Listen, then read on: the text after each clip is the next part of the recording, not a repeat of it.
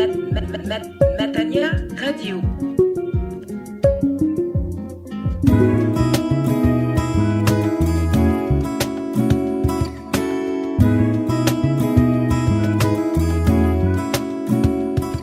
Chers auditeurs de Radio Matania, c'est un moment important que nous allons avoir dans les minutes qui vont suivre, un moment de prédication d'une importance capitale. Je vous invite vraiment à l'écouter.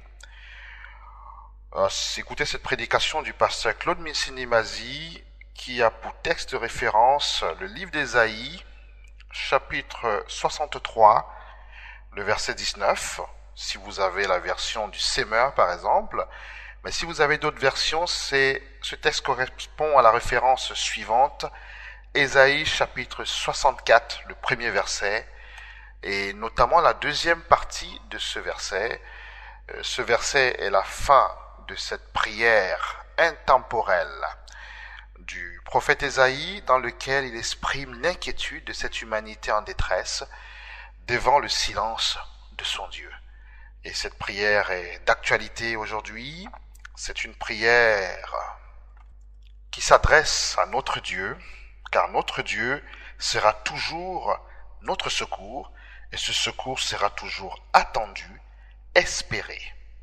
Ce texte de référence correspond au mot d'ordre, au texte en vigueur, au mot d'ordre de cette année 2018, ou de l'année 2018 tout simplement, si vous écoutez ce message les années futures. Et à travers cette prédication, vous aurez des précisions en ce qui concerne la prière, l'importance de la prière, en sachant que seule l'intervention du Seigneur peut tout changer. Cette intervention peut changer toute situation. Je vous exhorte à l'écouter, je vous bénis au nom du Seigneur Jésus-Christ, et que cette prière vous apporte la solution à vos problèmes. Soyez bénis.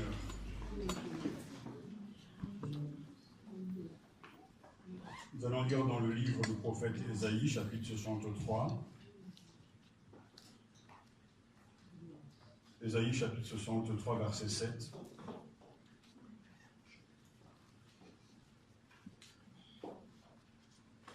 Ésaïe, chapitre 63, verset 7. Nous écoutons la parole du Seigneur et nous recevons cette parole en son nom. Amen. Je vais célébrer les grâces de Yahvé, Amen. les louanges de Yahvé pour tout ce que Yahvé a accompli pour nous. Amen. Pour sa grande bonté envers la maison d'Israël, pour tout ce qu'il a accompli dans sa miséricorde, pour l'abondance de ses grâces. Car il dit, certes, c'est mon peuple, des fils qui ne vont pas me tromper. Et il fut pour eux un sauveur. Dans toute leur angoisse, ce n'est pas un messager ou un ange, c'est sa face qui les a sauvés. Dans son amour et sa pitié, c'est lui qui les a rachetés. Il s'est chargé d'eux et les a portés. Tous les jours du passé.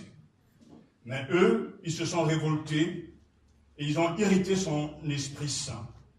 C'est alors qu'il les a pris en aversion et qu'il les a lui-même combattus. Mais il s'est souvenu des jours d'autrefois, de Moïse, son serviteur. Où est-il celui qui les sauva de la mer, le pasteur de son troupeau? Où est celui qui mettait au milieu d'eux son Esprit Saint?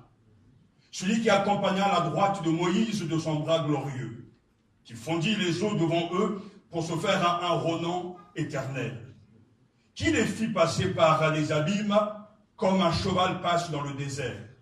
Ils ne trébuchèrent pas plus qu'une bête qui descend dans la vallée. L'esprit de Yahvé les menait au repos. Ainsi as-tu conduit ton peuple pour te faire un nom glorieux. Regarde du ciel et vois, depuis ta demeure sainte et glorieuse, où sont ta jalousie et ta puissance. Le frémissement de tes entrailles et ta pitié pour moi se sont-ils contenus? Pourtant tu es notre Père. Si Abraham ne nous a pas reconnus, si Israël ne se souvient plus de nous, toi Yahvé, tu es notre Père, notre Rédempteur. Tel est ton nom depuis toujours. Pourquoi Yahvé nous laisser errer loin de tes voies et endurcir nos cœurs en refusant ta crainte?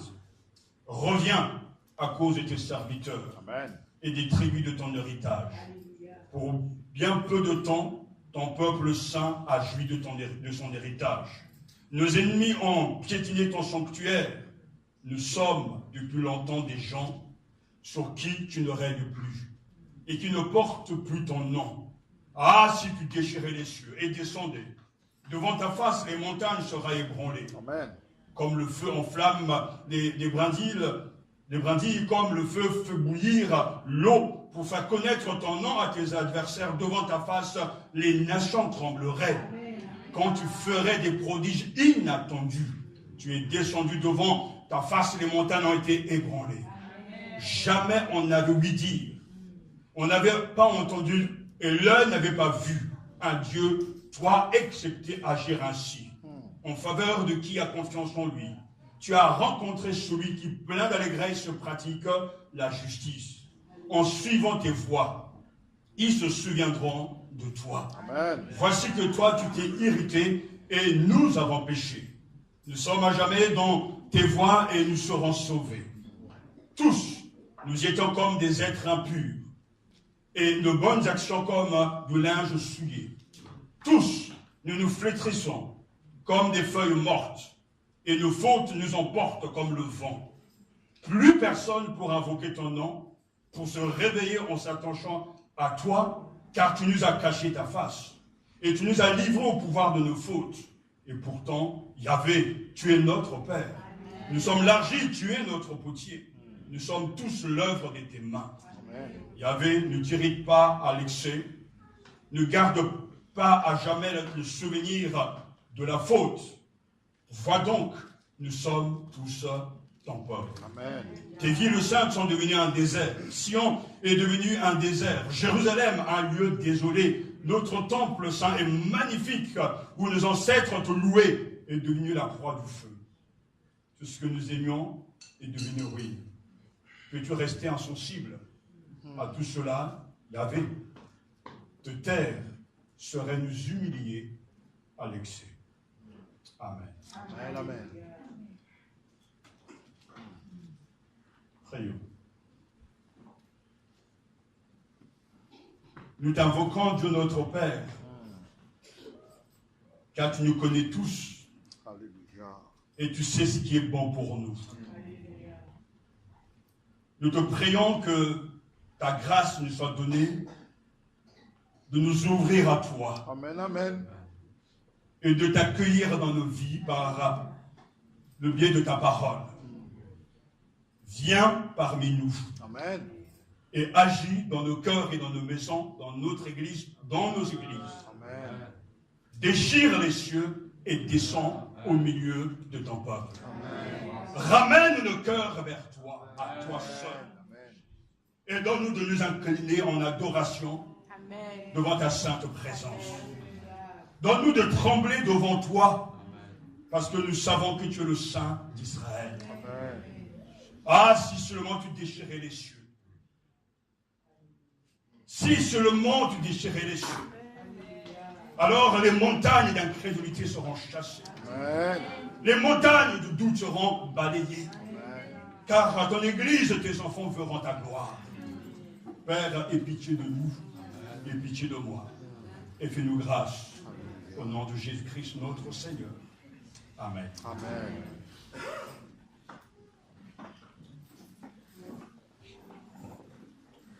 Commençons cette nouvelle année, donc 2018, avec une fraîche vision de Dieu en action, passé, présent et futur. Nous venons de lire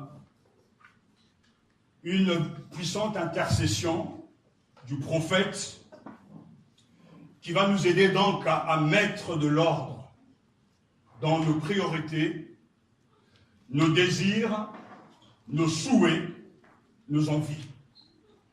C'est la prière que le prophète adresse à Dieu au nom de toute une collectivité.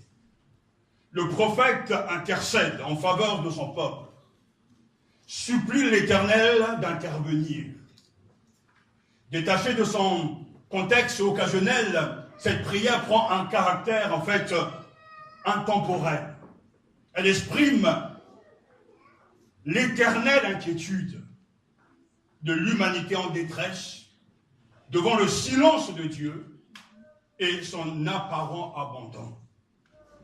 Ah, si tu déchirais les cieux, si tu descendais, tel est notre cri ce matin, et ça sera aussi notre mot d'ordre de cette année. Je prendrai le temps de vous expliquer pourquoi ce mot d'ordre et pourquoi ce désir, cette prière. Car quelque part, ce que nous vivons aujourd'hui, et je dirais après 30 ans de ministère, ce que je vois aujourd'hui, je ne l'ai jamais vu. Mais autant Dieu nous laisse dans une certaine tristesse, mais autant aussi nous avons une grande espérance. Parce que ce cri ardent qui vient du plus profond du cœur du prophète, c'est un cri qui doit être vu dans un contexte particulier. Il a vu la gloire de Dieu et il connaît la situation actuelle donc d'Israël et il ne peut pas être heureux. Il s'adresse au Seigneur: ah, si tu déchirais le ciel, si tu descendais, alors même les montagnes seront ébranlées. La communauté dans l'épreuve est celle de Jérusalem, composée en grande partie de croyants fidèles, ce que dans le jargon théologique on appelle le reste. Israël a péché, bien que choisi par Dieu, et Dieu avait déjà prévenu que si vous n'obéissez pas à ma voix, je vais vous déporter, et donc les autres nations domineront sur vous. Ce que Dieu avait annoncé par les prophètes s'est accompli. Nous savons que Dieu a été fidèle en tout temps, mais le peuple a rejeté l'autorité de son Dieu et n'a pas respecté sa parole. Ils ont été donc déportés, et cette période fut pour les Juifs une période douloureuse, une période difficile, quand le peuple choisi par Dieu a été donc la proie des infidèles. Mais Dieu, dans sa bonté immense, avait contacté donc une alliance éternelle avec Abraham, qui s'est bien sûr aussi appelé d'autres formes avec Moïse. Et il avait lui-même donc décidé de ne jamais abandonner son peuple. Quoi qu'il arrive, il sera fidèle. Et après donc ces années de déportation, le peuple va revenir à Jérusalem. Mais entre-temps, le temple a été donc cassé. Il n'y a plus rien de l'identité donc du peuple élu. C'est la désolation totale. Mais au milieu de cette désolation, une voix prophétique se fait entendre.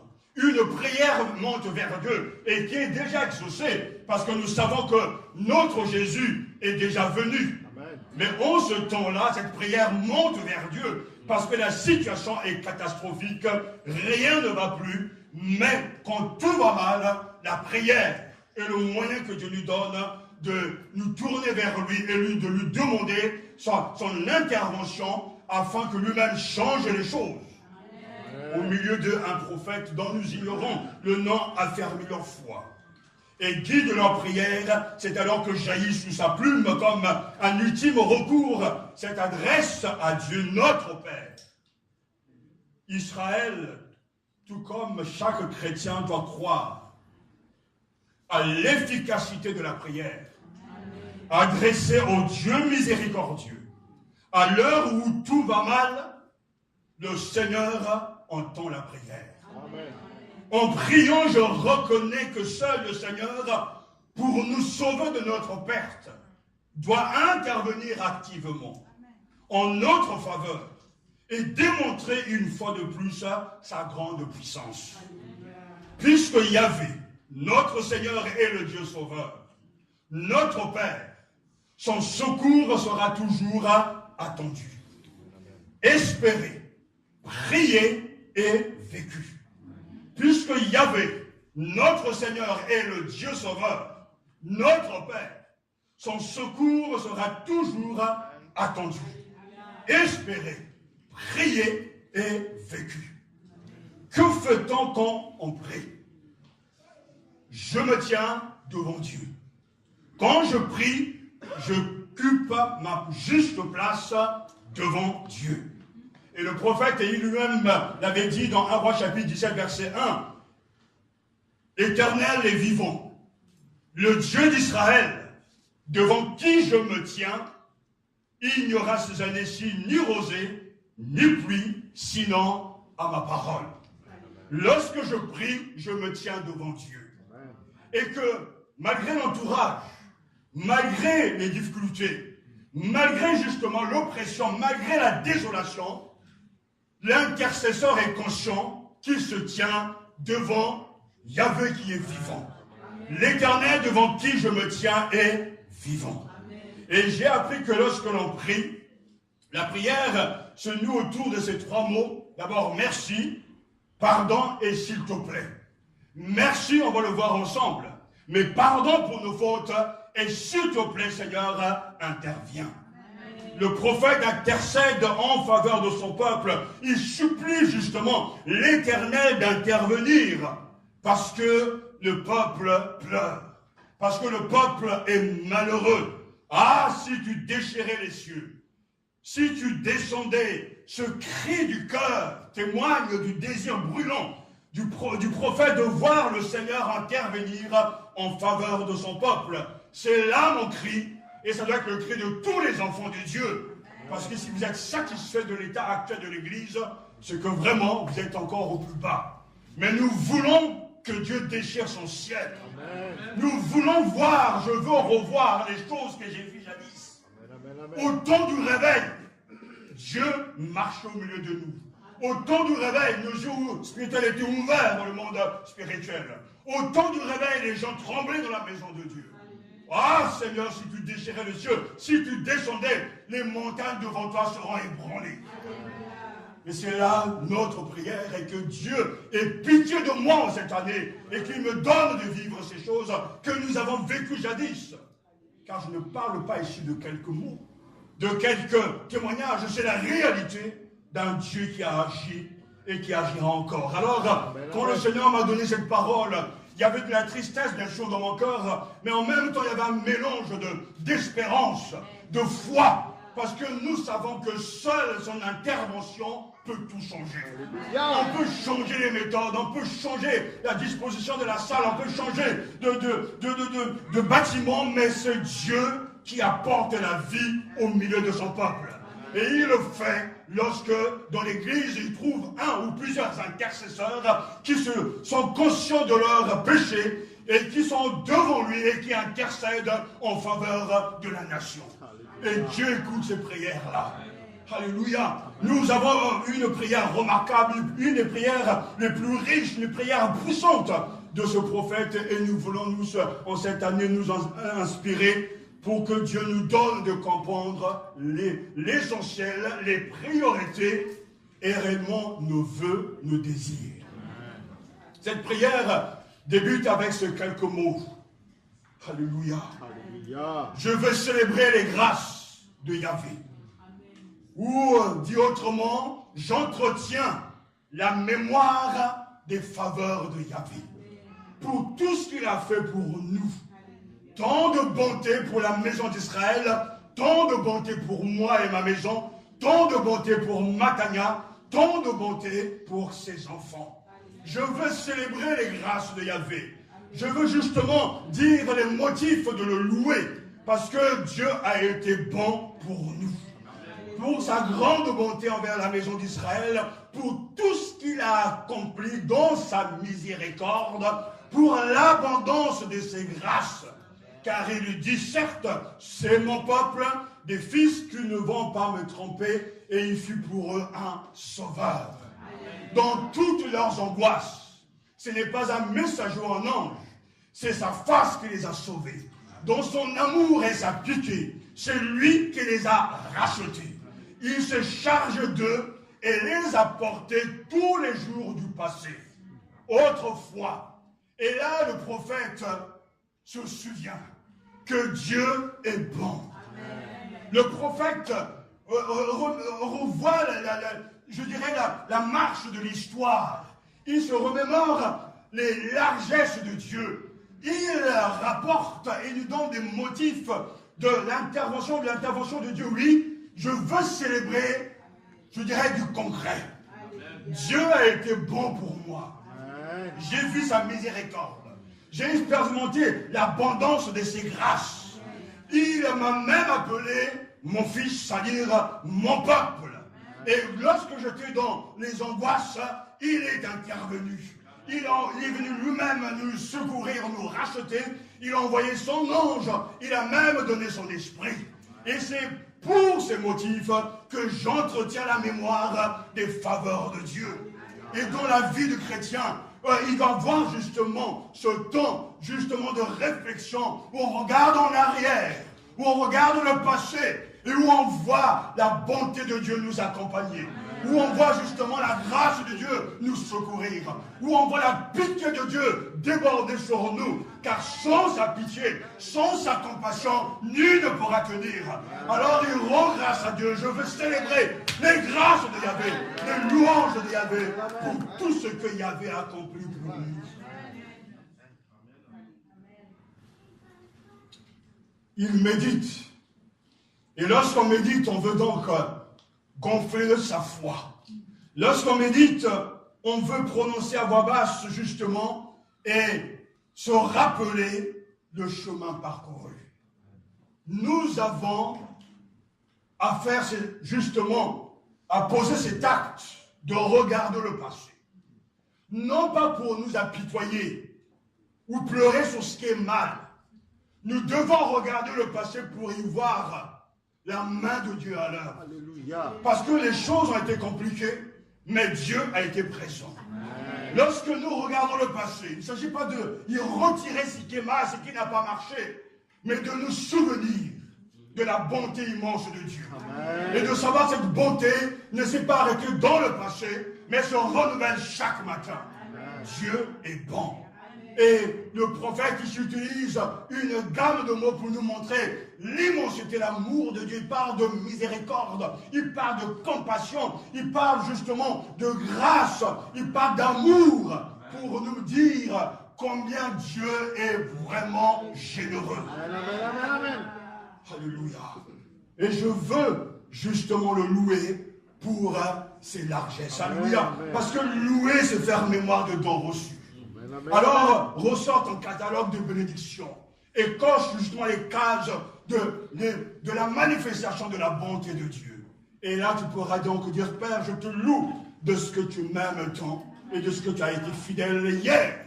Puisque tu as été fidèle hier, tu le seras aujourd'hui et tu le seras également demain. Lorsque nous poursuivons cette prière, verset 10, alors... justement, face au bienfait de l'Éternel, le peuple révèle sa vraie nature, l'ingratitude. Mais eux, verset 10, ils se sont révoltés. Ils ont irrité son esprit, ils ont mis en colère son esprit, ils ont attristé son esprit. C'est alors qu'il les a pris en aversion et qu'il les a lui-même combattus.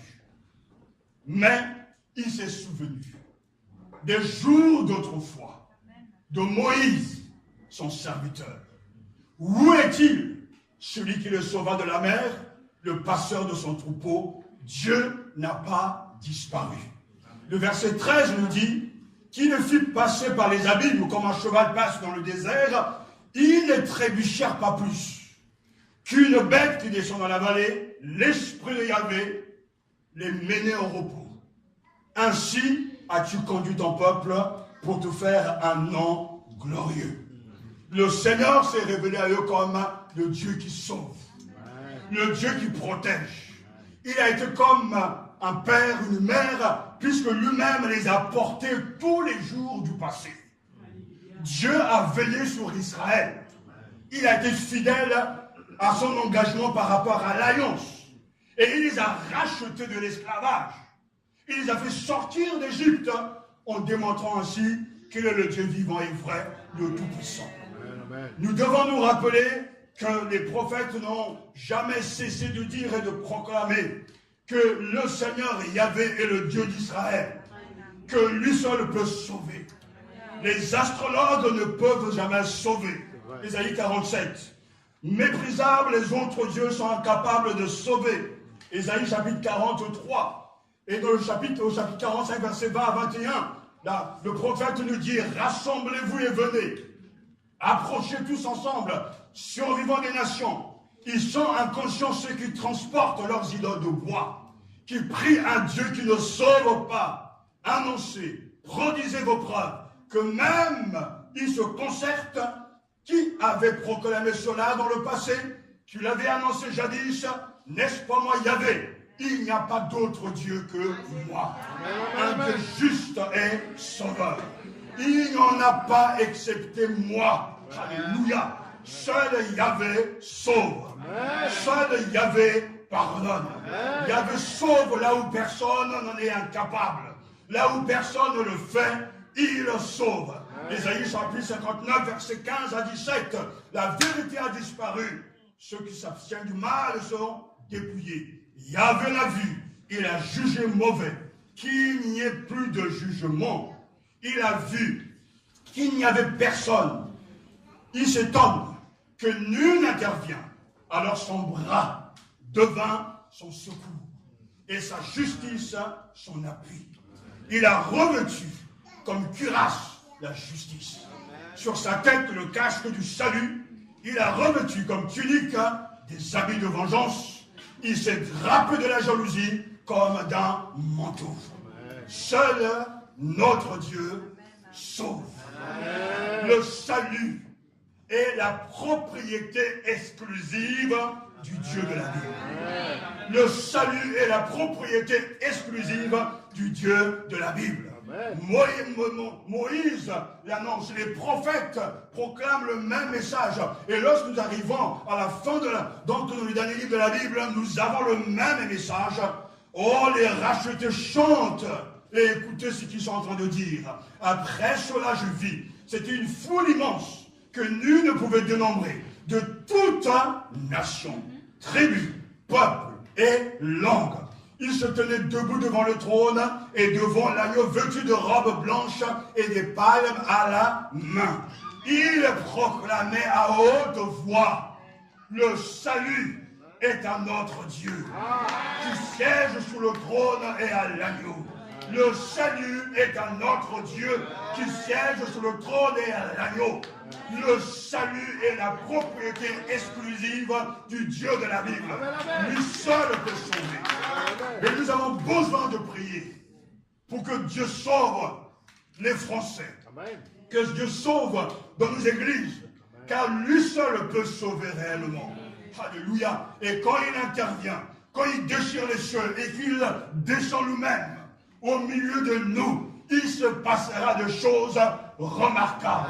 Il se passera de choses extraordinaires. Ce que l'œil n'a jamais vu, ce que l'oreille n'a jamais entendu, vous l'entendrez car Yahvé marche au milieu de son peuple. Le prophète ne se cache pas, il partage en toute honnêteté les événements du passé qui n'ont pas été.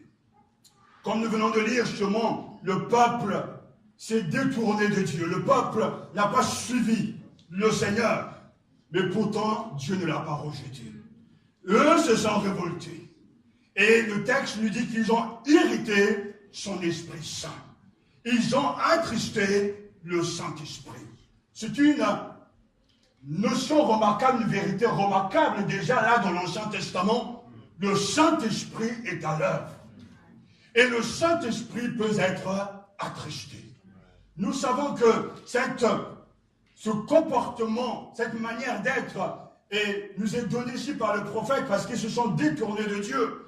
Ils sont allés dans d'autres voies. Ils ont attristé son Esprit Saint. Et dans le Nouveau Testament, la Bible nous dit, n'attristez pas le Saint-Esprit que Dieu vous a accordé. Il est la grande garantie que le jour viendra où Dieu vous délivrera complètement du mal.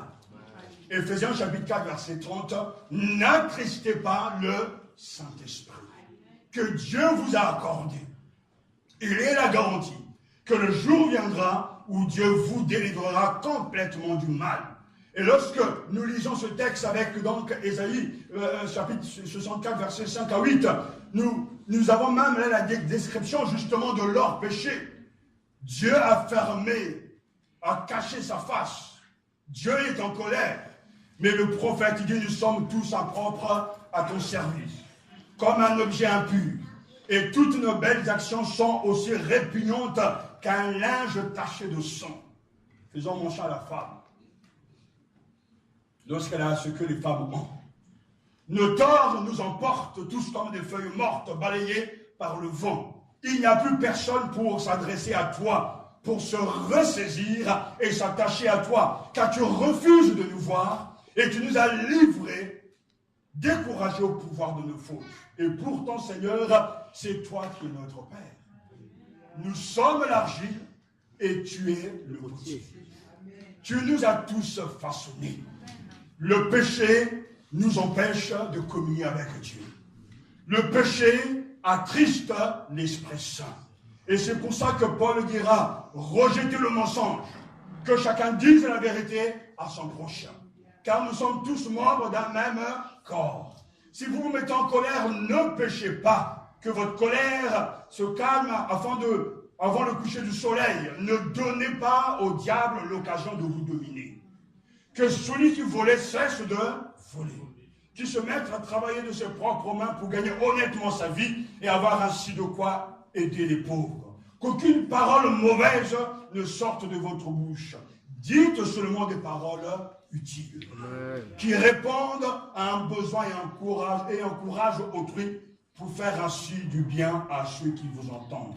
N'attristez pas le Saint-Esprit que Dieu vous a accordé. Il est la garantie que le jour viendra où Dieu vous délivrera complètement du mal. Chassez loin de vous tout sentiment amer, toute irritation, toute colère, ainsi que les cris et les insultes. Abstenez-vous de toute forme de méchanceté. Soyez bons et pleins d'affection les uns pour les autres. Pardonnez-vous réciproquement, comme Dieu vous a pardonné par le Christ. Amen.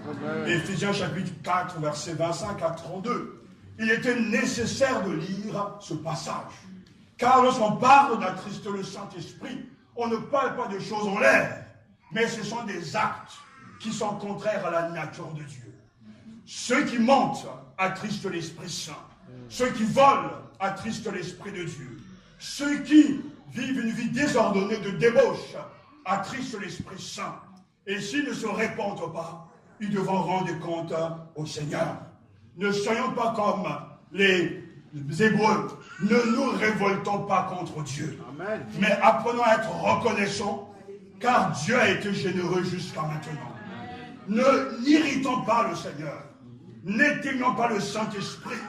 Mais souvenons-nous que Dieu est un Dieu de grâce, mais le jugement aussi viendra, car il ne peut pas en être autrement. Alors le prophète prie. Le prophète rappelle le passé difficile de son peuple, mais il s'interroge. Mais où est-il? Alléluia. Celui qui les sauva de la mer, mais il est toujours là. Où est-il le pasteur de son troupeau? Il est toujours là. Où est celui qui mettait au milieu de son Esprit Saint? Mais il est toujours là. Mais lorsqu'on a perdu la joie de la communion avec Dieu, on n'a plus goût à ces choses. On n'a plus la paix. On n'a plus la joie. Et le prophète le dit très clairement, il trébuche. Ainsi, tu as conduit ton peuple de faire un an glorieux, mais pourtant, rien ne va plus, parce que nos péchés nous emportent loin de Dieu. Regarde du ciel et vois, il dit le verset 15. Depuis ta demeure sainte et glorieuse, où sont ta jalousie et ta puissance? Le frémissement de tes entrailles et ta pitié, pour moi, se sont-ils contenus? Pourtant, tu es notre Père. Si Abraham ne nous a pas reconnus, si Israël ne se souvient plus de nous, toi, Yahvé, tu es notre Père, notre Rédempteur. Tel est ton nom depuis toujours. Amen. C'est rare C'est un des rares passages de l'Ancien Testament où l'adresse de Dieu est définie. Tu es notre Père. Dieu est Dieu. Mais pourtant, la situation est chaotique, mais le prophète se rappelle que Yahvé est notre Père. Yahvé est son Père. Et en tant que papa, en tant que père, il prendra toujours soin de ses enfants. En tant que père, il n'abandonnera jamais le reste d'Israël qui n'a pas souillé son âme au contact des choses impures. Il s'est souvenu que l'Éternel est Dieu et Père. Et mère également. Parce que c'est ce père et mère qui a gardé le peuple de Dieu tout au long de l'histoire. Certainement, ils sont mon peuple. Frères et sœurs, c'est parce que Dieu est amour, miséricordieux, compatissant, et que lui-même ose dire, au sein de leur angoisse, je me suis moi-même aussi été angoissé. Le texte hébreu est très fort. C'est-à-dire que Dieu lui-même a été angoissé au même titre que ses propres enfants. Au moment où ses enfants souffrent, Dieu aussi souffre. Au moment où le peuple, ses enfants sont dans la joie, Dieu est dans la joie. Et c'est pour ces raisons que cette prière, elle est forte, parce que cette prière est basée sur la miséricorde, les entrailles de Dieu, c'est-à-dire les compassions, tout ce qui vient du plus profond de l'être humain, c'est-à-dire de la maman qui vibre à l'intérieur et qui aime son enfant. Dieu est miséricordieux. Amen. Dieu est compatissant. Amen. Dieu s'identifie même à son peuple. Bien sûr, il en va de sa gloire, de son nom, mais c'est son amour qui a fait qu'il a choisi Israël. C'est son amour qu'il a fait qu'il m'a choisi. C'est son amour qu'il a fait qu'il choisit des hommes, ça et là, que nous venons d'entendre sont devant le trône et qui chantent les louanges de l'agneau. Des hommes de toute tribu, de toute langue et de tout peuple. C'est Dieu qui les a choisis. Mais c'est par amour. Dans son amour et sa miséricorde, il les a lui-même rachetés, il les a soutenus et portés tous les jours d'autrefois. C'est parce que Dieu est saint, le Saint d'Israël, qu'il doit punir le péché. Eux, bien sûr, se sont révoltés, ils ont irrité son Esprit Saint, et ce qui est incroyable, Dieu s'est retourné contre eux. Et aujourd'hui, ne pensez pas que Dieu ne se retourne pas contre les gens qui se comportent mal. Tout à l'heure, je vous ferai le bilan pourquoi je parle de ça, parce que moi, j'ai vécu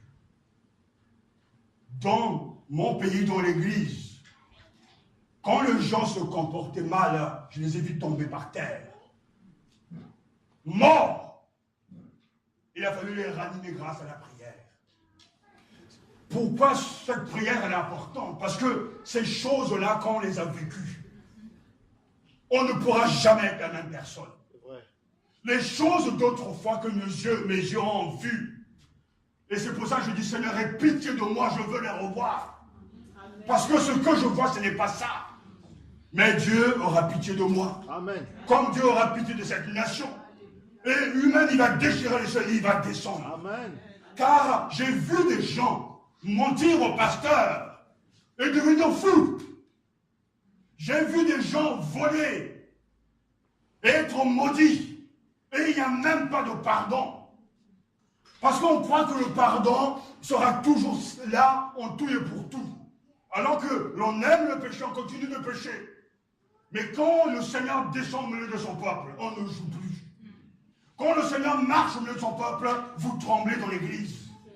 On ne vient plus pour regarder à gauche ou à droite, parce que la présence de Dieu nous habite, nous assiste. Et il y a des choses que jamais vous ne pourrez faire ni dire.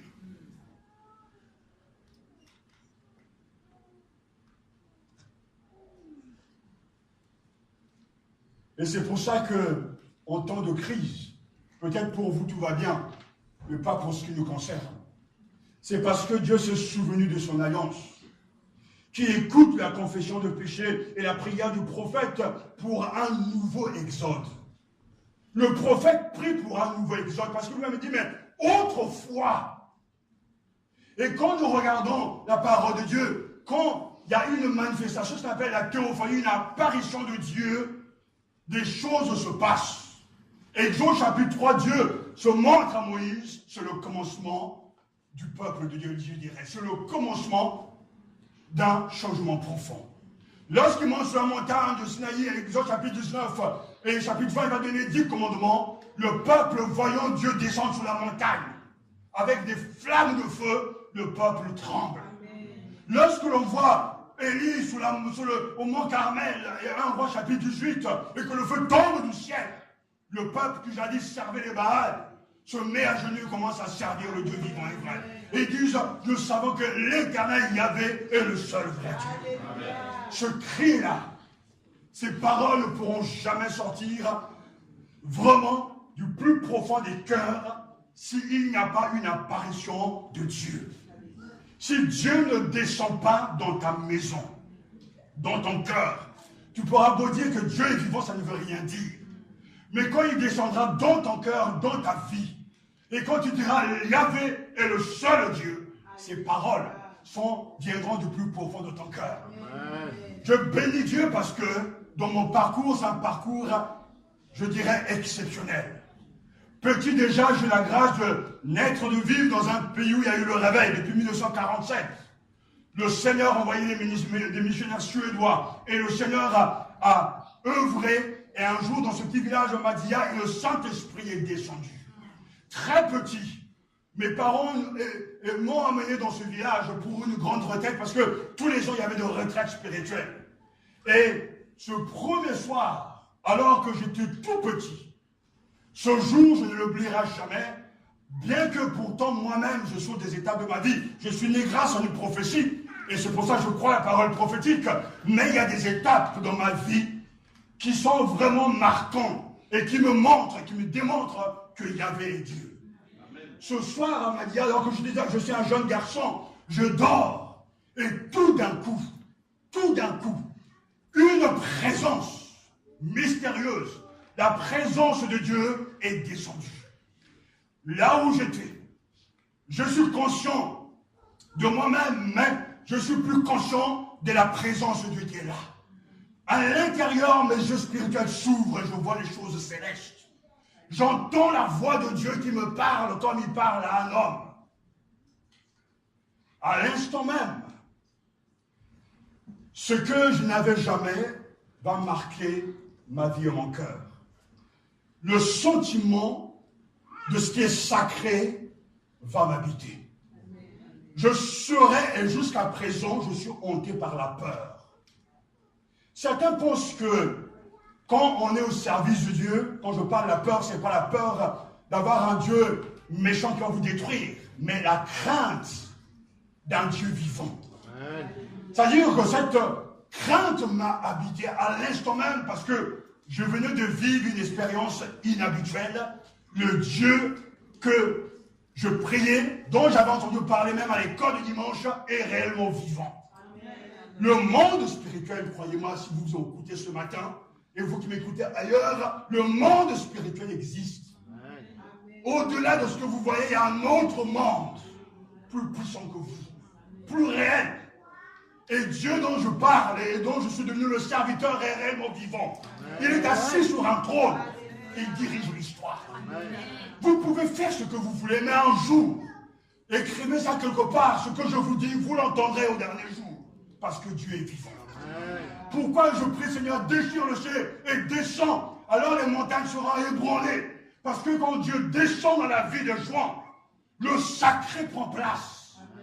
La crainte de Dieu nous habite.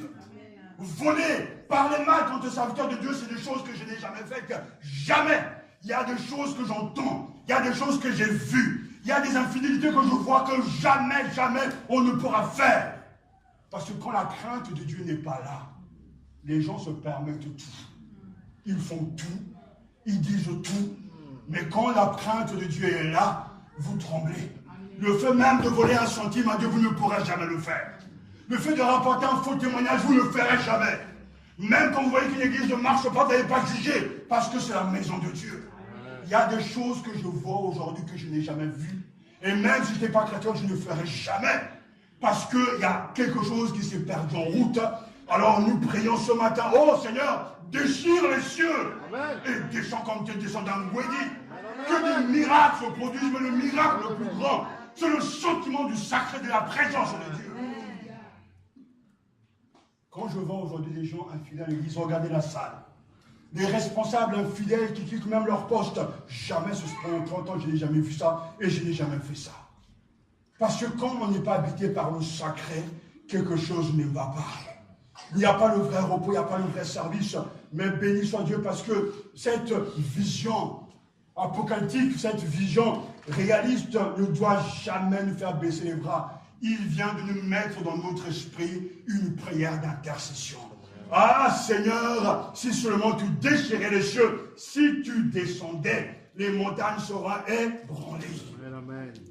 Et je sais qu'il le fera. Amen, amen. Parce qu'il honore sa propre parole. Amen. L'appel et la prière pour la venue de Dieu. Ah, si tu déchirais les cieux, descendais. Devant ta face, les montagnes seraient ébranlées. Il y a tellement de montagnes dans ce pays. Tellement de montagnes de mensonges. Tellement de montagnes d'hypocrisie. Tellement de montagnes de faux semblants. Tellement de montagnes de tout un tas de choses. Mais quand Dieu va descendre, et le prophète dit, ah, tu déchires les cieux. Tu deviens donc accessible. Tu apparais à chacun. Pourtant, j'étais adolescent quand j'ai vu ces choses, mais des années beaucoup plus tard, à Rouen, alors que j'étais dans un jardin en train de prier, la même révélation recommence. Dieu voulait m'encourager. Je sais que Christ vit en moi. Je ne dis pas que tous les croyants auront des visions et des révélations. Mais quand vous vivrez une expérience venant de Dieu, cette expérience va marquer toute votre vie. Amen. Ce n'est pas de temps en temps des visions qu'on a et puis après ça on oublie. Non. Quand il y a une apparition de Dieu réelle dans ta vie, alors cette apparition va changer le cours de ton histoire. Amen. Jacob rencontre Dieu et Jacob change. Amen. Il devient l'Israël de Dieu. Paul rencontre Christ ressuscité et il le change. Et toi, comment t'es-tu converti? Est-ce que tu as changé?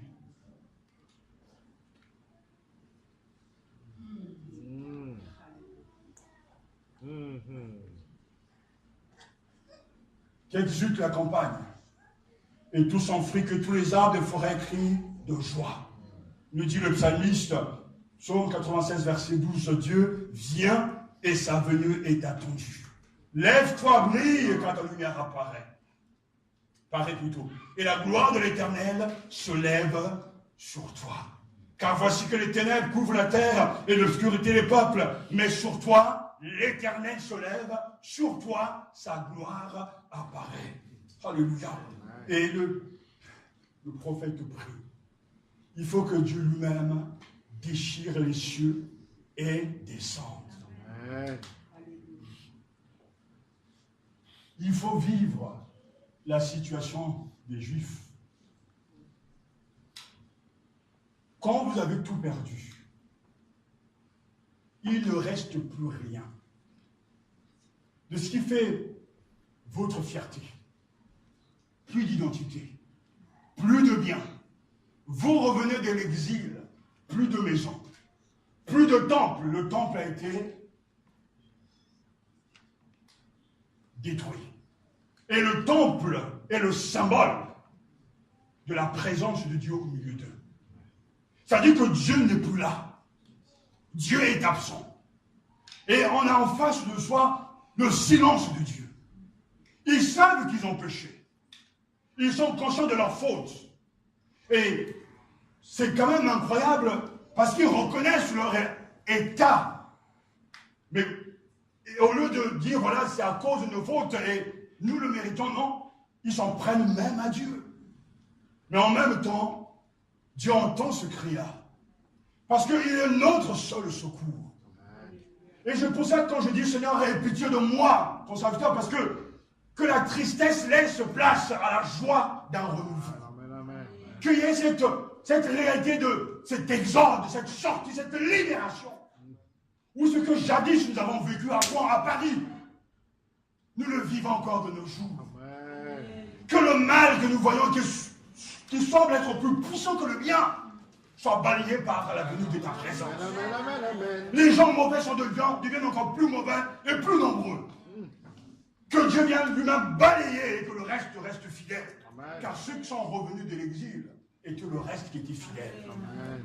Et ils ont été témoins que le jugement de Dieu est sans appel. Ils ont été balayés. Mais pourtant, au milieu de ce chaos, de ces pertes, il y a de l'espérance. Tu es notre Père. Oh, souviens-toi de ton nom. Même Moïse n'a pas été à la hauteur. Même nos pères peuvent nous oublier, mais toi, tu ne peux pas nous oublier, car tu es notre Père. Amen. C'est une apparition personnelle de Dieu qu'Israël réclame. Il nous demande de déchirer cette voûte du ciel que le sépare de lui et le cache à ses yeux. Ah, la présence de Dieu. La présence de Dieu. Le sentiment d'avoir été abandonné par lui. Ce sentiment nous habite. Et nous ne pouvons pas dire ça pour ça nous concerne. Il y a quelques jours, nous faisons les courses pour l'assemblée. Et là, la femme d'un pasteur nous a adressé la parole, disant, voilà, mais vous êtes où? Vous priez où? On lui a dit qu'on priait à Corbeil, il avait une assemblée là-bas. Il me dit, mais nous aussi, on avait une assemblée à Corbeil, mais vous savez, il y a eu des problèmes. Et le pasteur qu'on avait, enfin, le responsable à qui on avait confié l'assemblée, il est parti, il en avait marre. Il est parti, et les gens se sont complètement dispersés. Le problème est national. Même si ça est là, il y a quelques lumières. Même si ça est là, Dieu sauve. De manière générale, le Seigneur doit visiter la France. Amen, amen. Doit visiter nos églises. Amen. Parce que non seulement il n'y a pas assez de profondeur, mais les gens sont entrés dans le post-modernisme, où en tout cas l'église est devenue, en tout cas un produit à... C'est un accessoire. En fait, chacun fait sa propre vie. Chacun dessine lui-même son orientation spirituelle. C'est-à-dire chacun a décidé de mettre dans la foi ce qu'il a envie de mettre. Il y a le syncrétisme total. L'église, elle semble être là pour rendre service. On ne vient pas pour servir Dieu, mais pour que l'église nous aide. C'est la vérité. Les gens sont là, ils savent nous trouver quand ils ont des maladies, quand ils ont des problèmes d'argent, quand ils ont des problèmes de papier, des problèmes de couple, ils savent demander de l'aide. Mais quand ils ont été bénis, ils ne servent pas Dieu même dans l'église. Comptez le nombre de gens qui ont été bénis et qui sont partis. On se sert et on pense que toutes les religions sont au même rang, que tu sois musulman, Allah c'est le même Dieu que le Dieu des protestants, des catholiques. Non, nous sommes entrés dans le post-modernisme où chacun prépare et lui-même met dans sa foi, dans sa religion, ce qu'il veut mettre. À la Renaissance, on respectait l'autorité. Quand le modernisme est venu, on a commencé à mettre tout on a commencé à tout remettre en désordre. Mais le post-modernisme, c'est carrément chacun pour soi et Dieu pour tous. Jamais, jamais. On aura vu dans l'église même catholique des rockers venus jouer du rock'n'roll. La musique de Satan. Et aujourd'hui, tout est permis.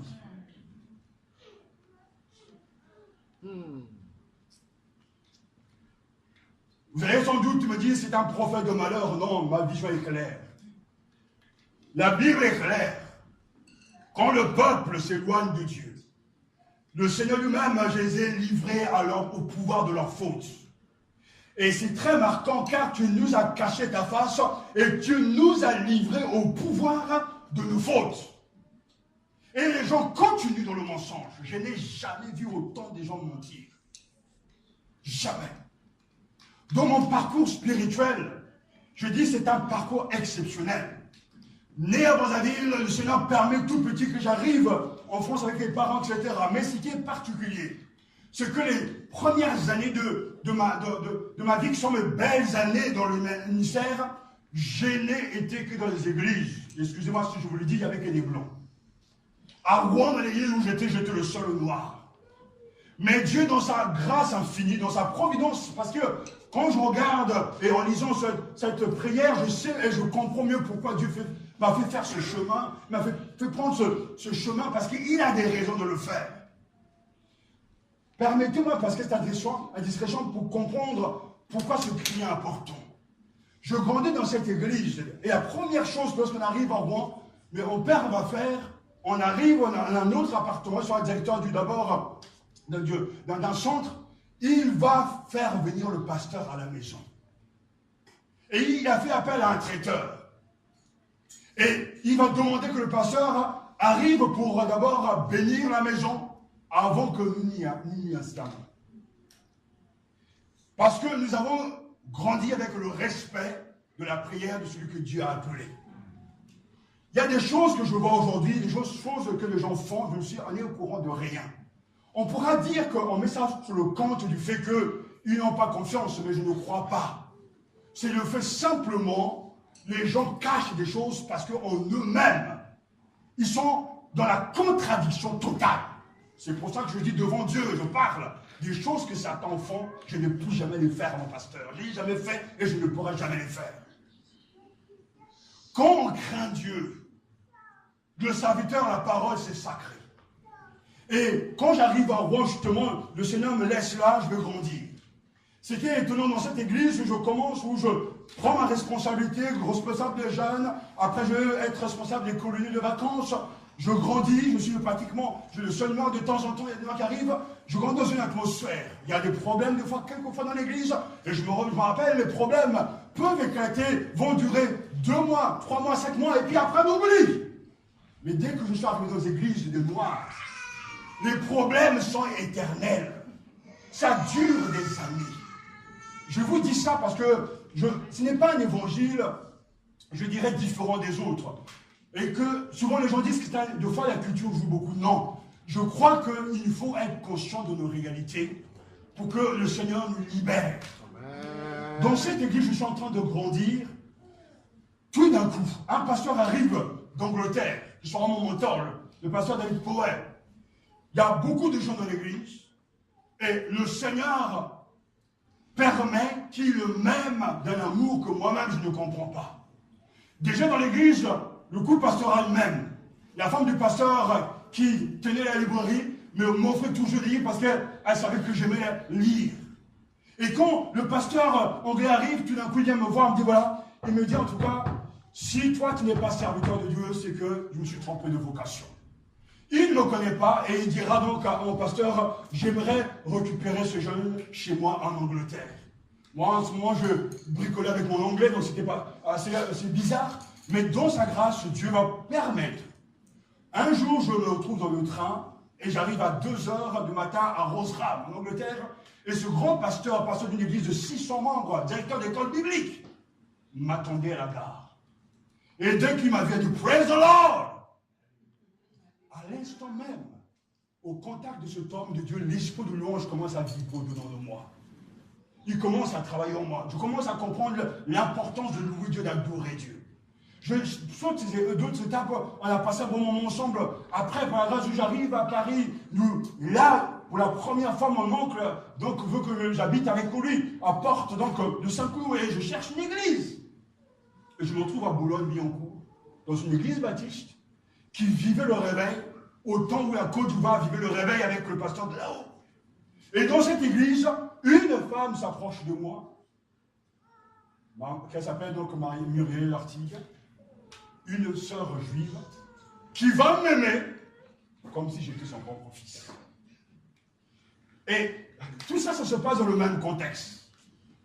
Je sais pourquoi Dieu le fait, et à son contact, je vais apprendre les langues bibliques, à son contact, je vais aller aux États-Unis, alors que des années plus tôt, je suis en train de lire une revue, une bande dessinée strange, je vois des Américains à New York, l'esprit me dit, tu t'enverrai un jour dans ce pays prêcher. Et pourtant, je crois que j'avais que 11 ans. Dieu seul connaît toutes les choses. Amen. Ça a été mes plus belles années, je saute des années parce qu'il faudrait que je donne tous les témoignages. Mais quand je décide maintenant, on décide avec un groupe de commencer à ouvrir les premières églises africaines en région parisienne. Et la CESEC, donc la communauté polonaise, a commencé dans ma maison. Le siège était d'abord chez moi avant d'aller ailleurs. Aujourd'hui, on parle justement de cette église de Pedro qui est Charisma. Tous ces gens, je les ai connus. Et nous avons commencé dans le petit salon de lui à la rue Boissière. Après, on m'a parti à Port de la Chapelle et ça a explosé. Mais là, je vis autre chose. J'allais quitter mon monde pour entrer dans un autre monde. Et lors des réunions, je vois des gens tomber, des gens qui se transforment en serpents, des gens qui volent le métro, des gens qui montent. Je suis dans un autre monde. On va créer à ce CEF, je vois débarquer l'ex-président de l'église évangélique du Congo qui décide de mettre à la tête de l'église un de ses petits.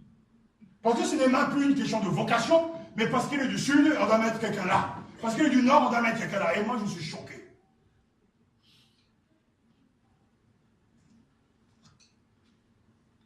Mais Dieu ne laisse pas les choses ainsi. Dans sa grâce souveraine, je me retrouve en Belgique. Pasteur d'une autre église, pasteur moi dans une église de blanc. C'est incroyable. Pourtant, je n'ai pas d'arrière-pensée de ça, mais c'est... Et je vois des réalités que je ne vois pas dans nos milieux. Ce qui m'a choqué, qui continuera toujours de me choquer. Dans nos milieux, nous aimons beaucoup prier. J'ai vu qu'on n'aime pas des veillées de prière, ne peut en finir. Des séminaires, des retraites spirituelles.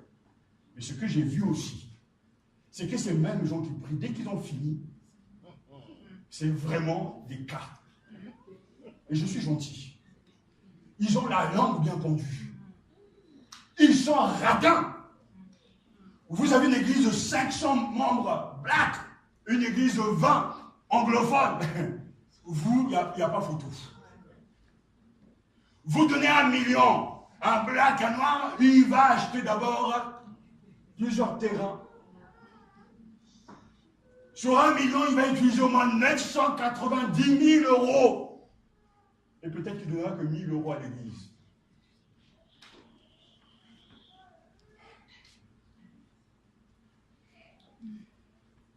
Ces réalités-là, ce n'est pas le fruit de simplement de ce que on m'a dit, c'est ce que j'ai vu. Il est beaucoup plus difficile pour moi aujourd'hui d'exercer mon ministère parmi nous. Parce que les gens remettent en question d'abord l'autorité de la parole de Dieu. Parce que la crainte de Dieu n'est pas avec eux. J'ai vu de mes propres yeux quand j'étais en Belgique, une poignée de frères retraités quittant les États-Unis et venant chaque été et pour renouveler les bâtiments. Et il disait, notre ministère, c'est de renouveler les bâtiments des églises. Des églises. C'était leur ministère. Ces choses m'ont marqué l'esprit. Ces choses vous poussent à réfléchir sur la vraie conversion. Seigneur, nous, dans nos milieux, on aime chanter. On aime les nuits de prière. Certains même disent, on veut des jeûnes et prières. Si on décrétait 40 jours de jeûne et prière, je connais des églises, ils le font constamment. Mais que des problèmes, des cas. Le jeûne est censé les changer, mais j'ai l'impression que plus il jeûne, plus il devient pire.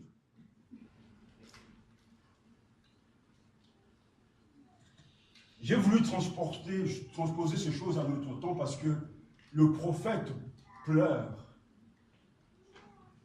Parce qu'il n'y a plus la crainte de Dieu. Je vous l'ai dit, ce que je vois, c'est du jamais vu. Quand le pasteur venait nous voir, et nous on le faisait souvent, avant même d'aller prendre la Sainte Seine, on devait aller confesser nos péchés. Et quand le pasteur dit de ne pas porter cet habit, mais tu crains et tu as peur, tu ne le fais plus. Aujourd'hui, on a beau te le dire. Dis, mais tu causes toujours qui m'intéresse. Je sais qu'en parlant, en pointant du doigt certaines choses, certains se sentiront mal et même s'en iront. Mais laissez-moi vous dire, à la fin, j'aurai raison. Parce que la vérité biblique restera la vérité biblique. Amen. On ne peut pas mentir à Dieu. On ne peut pas tromper Dieu. Les fautes Israélites, ils ont porté continu dans leur perversion. Quand la voix prophétique se fait entendre, ils n'écoutent plus. Et certains s'auto-justifient. Je dis, mais Seigneur, ce que je vois, c'est pas ça. Et au fond de moi, il y aura toujours cette grande tristesse parce que ça ne quittera jamais. On est plus souvent une victime. Il dit, mais je ne peux pas faire autrement. L'église que moi j'ai vécue, c'est pas ça. Un responsable qui quitte sa fonction, je n'ai jamais vu ça. Et pourtant, je vois ces choses. Et à un moment donné dans ma vie, j'ai dit, Seigneur, mais qu'est-ce que j'ai fait comme mal pour que ça m'arrive à moi alors que je ne l'ai pas fait à mes pasteurs? Mais en réalité, le Seigneur m'a fait comprendre que le temps change. Il y a un temps où la grâce de Dieu peut descendre sur un pays, dans une ville, et Dieu fait fleurir les églises. Mais un temps aussi de sécheresse. Dieu n'est pas absent, mais il travaille toujours. Mais un temps viendra où il va moissonner. Parce que c'est son travail. Et nous sommes dans ce temps où tout est difficile. Où on ne sait plus qui est qui. Ou même faire confiance à qui. Parce que les gens ne les connaissent pas. Aujourd'hui, il sourit, mais demain, on ne sait pas ce qu'il va faire. Oh Seigneur, déchire les cœurs, descend. Amen. Comment faut-il pour changer de visage constamment, tous les 2 ans, tous les 6 mois, ils sont versatiles? Mais comment faut-il? Seigneur, déchire s'il te plaît les cœurs, descend. Oh, c'est ma prière. Aie pitié de nous. Les symptômes, nous les connaissons. L'ennemi flanque ton peuple, au point même de dire, tes ennemis connaîtront ton nom et les nations trembleront devant toi. Le prophète dit, nous sommes devenus depuis longtemps des gens sur qui tu ne règnes plus et qui ne portent plus ton nom. Sommes-nous meilleurs que les Hébreux? Est-ce que nous aussi on ne peut pas apprendre ces paroles? Nous sommes depuis longtemps des gens sur qui tu ne règnes plus et qui ne portent plus ton nom. On fait ce que l'on veut. Je décide. Quand moi j'étais dans mon église, quand je devais aller en vacances, quand je devais faire mon orientation scolaire, universitaire, mon pasteur était la première personne que j'allais voir pour prier. Parce que Dieu l'a placé là pour me guider. Aujourd'hui, ce n'est plus le cas. Il y a des conseillers partout. Il y a Internet partout. Donc les gens écoutent tout et n'importe qui. Et ils se mettent même dans ces situations pensant qu'ils savent tout. Les amis sont devenus plus importants que les autres parce que dans le post-modernisme, on n'a plus le temps d'écouter une seule voix. Tout le monde peut parler.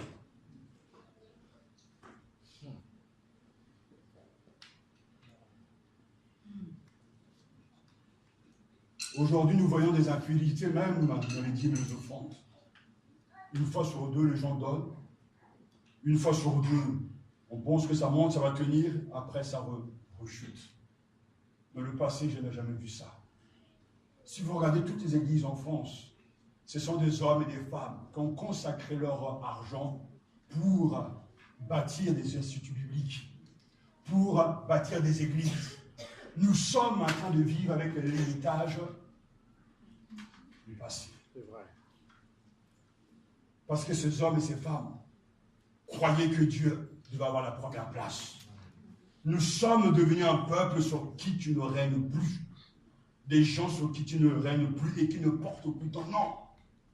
Mais surtout, pasteur, ne nous dis pas ces choses. Ne m'énerve surtout pas.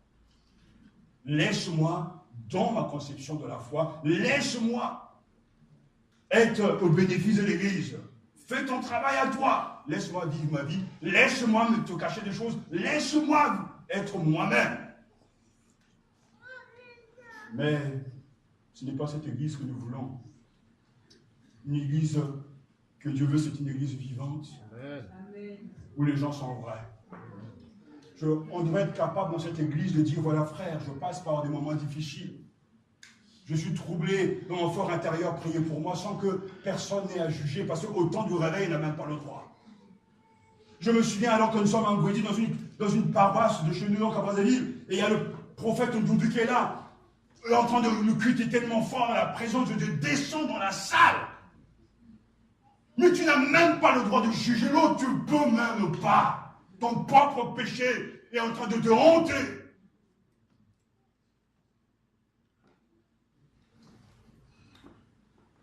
De nos jours, de fois, on vient et on sait regarder les péchés des autres, les juger, les condamner, les envoyer tout droit en enfer Et pourtant, les mêmes personnes se présentent devant Dieu pour dire, Seigneur, pardonne-moi mes péchés, mais n'arrive même pas à pardonner à l'autre.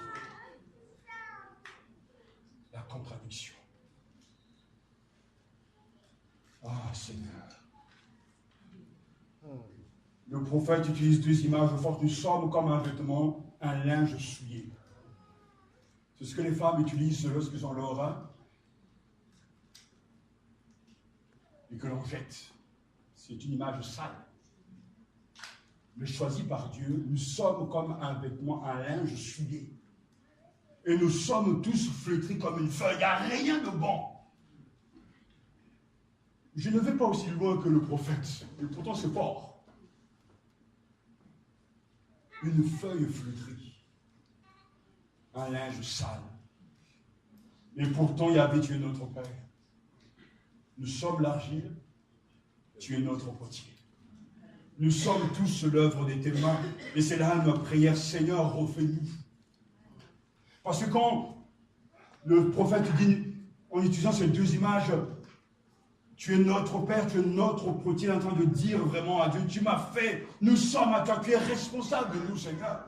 Nous t'appartenons, nous sommes sous ta responsabilité, nous sommes ton fardeau, nous sommes ton problème, nous sommes ta possession, nous sommes ton trésor. Amen. Seigneur, refais-nous. Amen, amen.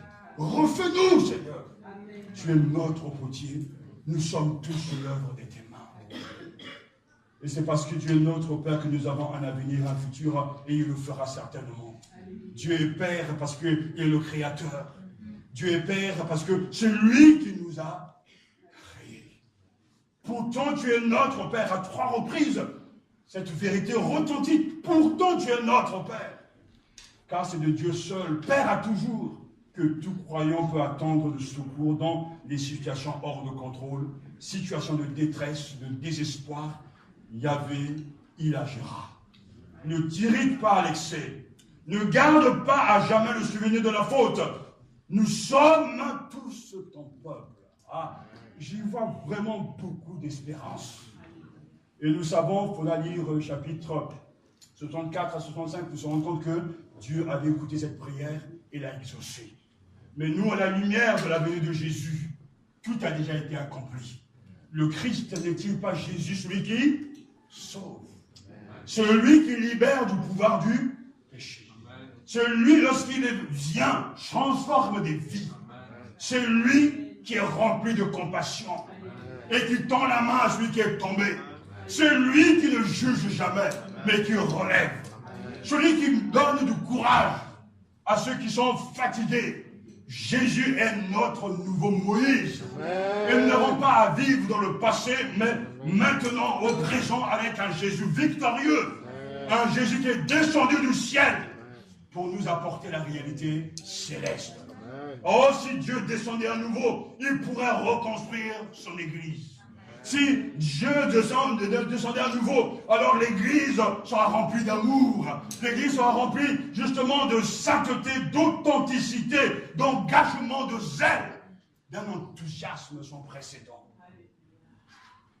Puisqu'il y avait notre Seigneur, le seul et le Dieu sauveur, notre Père, son secours sera toujours attendu, espéré, prié et vécu. Si Dieu descendait à nouveau. C'est là mon credo.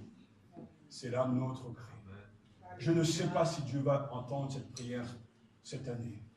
Mais je sais qu'il veut que l'on prie ainsi. Amen. Parce que dès qu'il m'a donné cette parole, ce sentiment d'une présence ne m'a pas quitté. Et il y a des moments où, quand il t'en donne une parole pour prêcher, il y a quelque chose de particulier qui t'habite. Et je sais que là, c'est un message particulier. Amen. Nous avons besoin de son apparition. Amen. Nous avons besoin qu'il rentre dans les foyers. Et que tous ces tissus de mensonges, d'hypocrisie soient balayés. Amen. Nous avons besoin qu'il entre dans chaque cœur.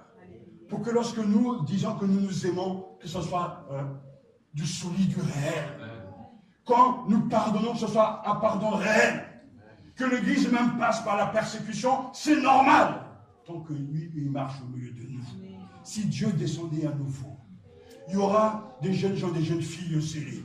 Comme Yazid dans le passé, j'étais partout. On quittait Rouen, on venait à Paris, à Beaubourg, on évangeait dans les rues. Et certains de ceux qui sont pasteurs dans les églises aujourd'hui sont nés de notre travail. Quand Dieu descend, le zèle de la maison de Dieu vous dévore.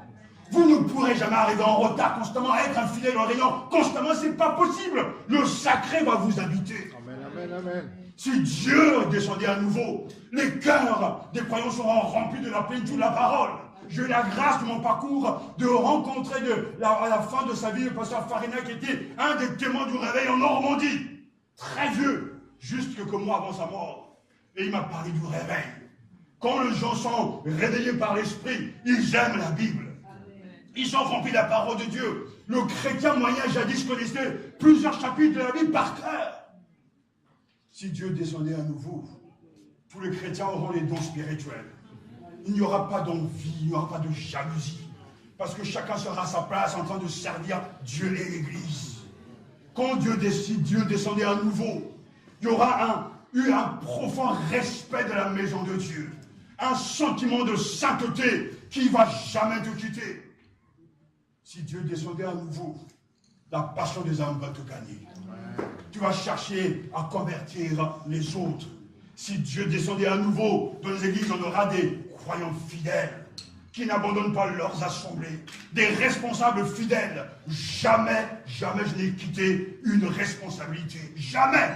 Et si tu devais quitter même une responsabilité dans l'église, c'est parce que d'abord tu as la bénédiction de ton pasteur du groupe pastoral. On a prié pour toi et que Dieu te dirige.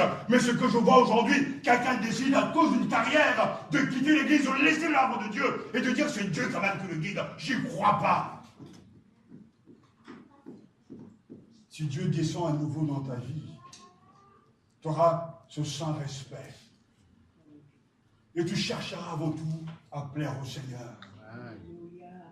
Les amis, tes vrais amis, ce sera de ceux qui aiment Dieu. Tu ne cacheras jamais la vérité. Tu diras la vérité à ceux qui mentent, yeux dans les yeux. Quand Dieu descend dans l'église, si Dieu descendait à nouveau, il y aura vraiment une vie de prière intense.